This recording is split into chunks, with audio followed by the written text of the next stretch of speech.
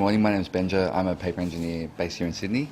I make pop-up books and paper sculpture, packaging, illustration, all different kinds of things, but everything with paper for all different kinds of clients. I do fine art, advertising, fashion, anything like that. So yeah, I've been doing it for about 6 years now, and I've been lucky enough to find a niche here in Sydney, and maybe in the world there's not many paper engineers around, so I've been very lucky to follow my passion and make things with paper.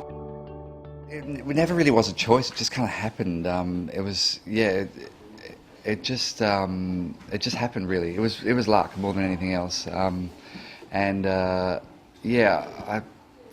really put my finger on that. I don't know, it just, pop-up books, and it just happened to be what pop-up books are made of, that kind of technical thing. It just, and then I kind of realised that it's become an all-consuming passion, really. Paper.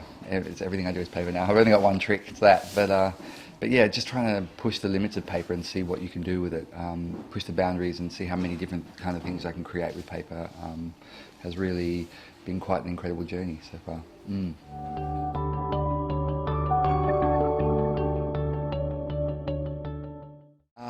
I think the whole journey began when I was young with my brother.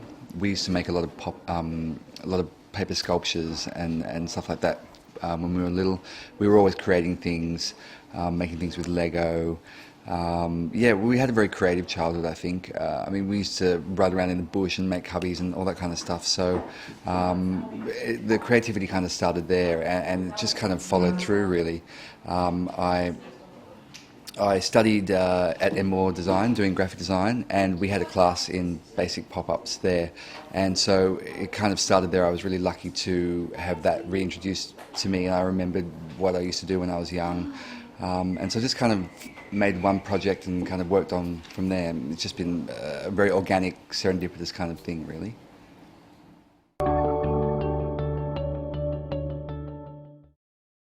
So I worked with Benja on a project for InQ, and I saw his work through a friend who showed me this amazing paper sculptures that he'd created, and we had a project coming up that was to coincide with bringing Topshop out to Australia, and we really wanted something that was quintessentially English. Benja was given this idea to run with, and we came up with all these little things that would represent Britishness. And so the fried breakfast, crown jewels, a post box, and we placed them within the store, people really loved all these little things that we had dotted around. Benja has a way of making it really charming, making this basic material really charming. So I think it's kind of instant magnetism.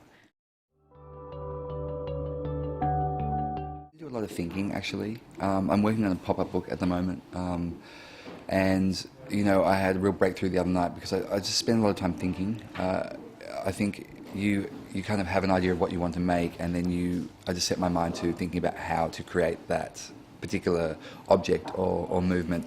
I find making sculpture a little bit easier. It's a little bit more free form, and I tend to create on the go when I'm making sculpture. But pop-ups, you have to really think about mechanisms and how things will fit together, and so that takes a lot longer to do. But often in the creative process, what I'll do is start by making a mock-up of something. Especially with a pop-up book, you kind of start by just really roughly cutting something out and trying to see the form that you're trying to create, and maybe perhaps the movement that you want to get.